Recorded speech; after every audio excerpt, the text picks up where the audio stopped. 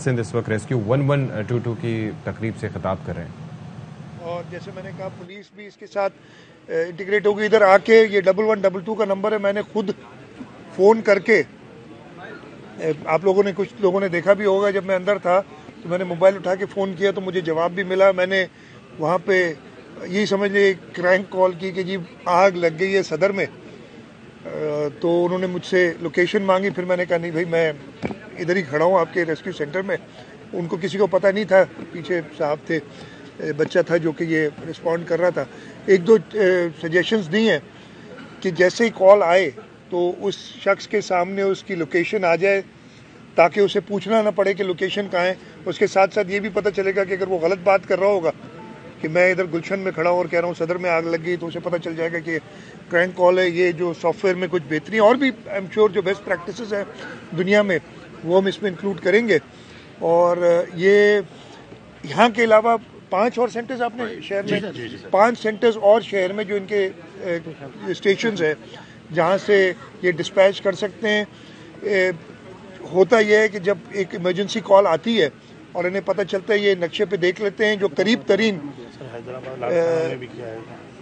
तरीन जो इनके होंगे एम्बुलेंस सर्विस या फायर रेस्क्यू, उनको ये मैसेज करते हैं जी यहाँ पहुँचो।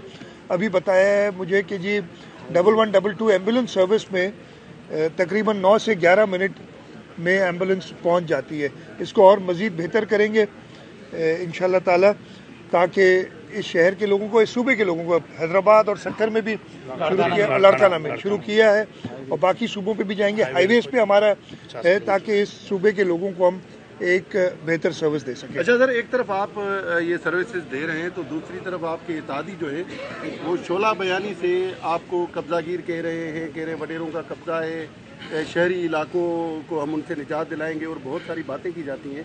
तो ये किस तरह की सियासत हो रही है? एक तरफ साथ बैठे हैं, दूसरी तरफ जो है इस पे मैं ये कहूँगा कि, और पंजाब की सूरत हाल में क्या कहेंगे? मैं अमीद आपको कहूँगा कि मैं अब वो कहना नहीं चाहता, इस पे आप अपना वक्त ज़ाया ना करें। मीडिया अपनी स्पेस का तो ज़्यादा बेहतर है। हम साथ मिलके काम करना चाहते हैं और हम साथ मिलके बैठ के काम कर रहे हैं। कोई किसी इंडिविजुअल को अगर कोई इस पे इतराज़ हो सकता है तो वो अपनी मर्ज़ी से करता है, लेकिन हम हमारी से काम कर रहे हैं।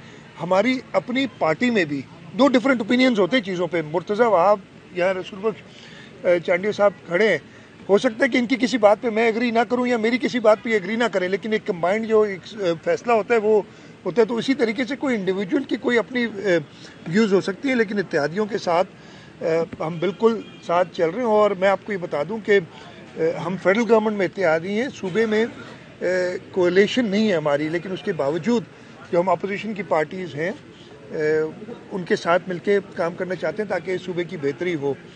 दूसरा आपने क्या, पंजाब वाली सूरत हाल में क्या कहेंगे? वहाँ वज़ीर आला को गवर्नर साहब ने हटा दिया। देखिए, मैं वज़ीर आला साहब को एक सिर्फ सजेशन ही दे सकता हूँ। मेरा आईनी तौर पे जब गवर्नर ने कह दिया था, और इस पे पिछले कोर्ट की जजमेंट्स भी मौजूद हैं, जब मंजूर वट्टू साहब के ख़िलाफ़ वोट ऑफ कॉन्फिडेंस की बात हुई थी, गवर्नर साहब को ये इख्तियार है आइन के आर्टिकल 130 सब आर्टिकल 7 के तहत कि वो असम्बली बुला सकते हैं किसी वज़ीर आला को ये कहने के लिए कि अपना वोट ऑफ कॉन्फिडेंस लें। और ये जो एतराज़ है कि असम्बली सेशन में दोबारा नहीं बुलाई जा सकती, ये मज़ाक़ खेज़ है। मैं यही लफ्ज़ मुझे और समझ नहीं आती, मैं उर्दू कमज़ोर है। इट इज़ अ जोक, इसलिए कि ये तो बड़ा आसान है। अगर मुझे अपने ख़िलाफ़ वोट ऑफ नो कॉन्फिडेंस या वोट ऑफ कॉन्फिडेंस नहीं कराना है तो मैं आज असम्बली इजलास बुलाऊँ। मुझे सिर्फ 42 मेंबर चाहिए। असम्बली इजलास बुलवाऊँ स्पीकर से और उसको मैं आज बुला के न साल बाद अजर्न कर दूँ, साल जी सेशन चल रहा है। तो ये एक मैं ख़त्म कर लूँ, बहुत ही वीक आर्ग्यूमेंट है और आई एम श्योर अब ये कोर्ट में मामला पहुँच रहा है। मैं तो कह रहा हूँ कोर्ट में मामला पहुँचने की ज़रूरत ही नहीं है। अगर वज़ीर आला साहब समझते हैं कि उनको वहाँ शायद 186 की स्ट्रेंथ चाहिए, कि उनके पास 186 मेंबर मौजूद हैं, वो हाउस बुला के इस वक्त भी करेंगे, वोट ऑफ कॉन्फिडेंस ले लेंगे तो गवर्नर सेटिस्फाई हो जाएंगे। क्या आइन क्या कहता है कि if the governor is satisfied that he does not command the majority of the members, अगर वो 186 मेंबर के साथ वोट ऑफ कॉन्फिडेंस ले लेंगे तो गवर्नर साहब को जवाब मिल जाएगा। तो ये खुद ही आईनी पेचीदगी बनाएगी जब आइन में एक वोट ऑफ कॉन्फिडेंस और पंजाब असेंबली के रूल्स में ये भी है कि अगर गवर्नर अवॉइड करे, if he refrains from taking this vote of confidence, then he is deemed, the chief minister is deemed to have lost his majority in the house. इतनी क्लियर है तो उसमें कोई है नहीं, लेकिन अब और स्पीकर कह रहा है ये गवर्नर ने जो कदम उठाए गैर कानूनी कदम। आज में वजीर आला सिंध मुराद अली शाह मीडिया से गुफ्तगू कर रहे थे और उनकी मीडिया से गुफ्तगू जारी है और 1122 की जो सर्विसेज हैं उस हवाले से बात कर रहे थे, उसके रिस्पांस टाइम के हवाले से बात कर रहे थे और अल्लाह करे रिस्पांस टाइम कम से कम होकर 3 से 5 मिनट हो जाए। मैं सती की बात कर रहे थे कि इट्स वेरी इंपॉर्टेंट। अच्छा, उससे पहले बात कर रहे थे कि हाँ उसके अंदर it is next to impossible. हाँ, नेक्स्ट टू इम्पॉसिबल जो यहाँ की सड़कों की सूरत हाल है।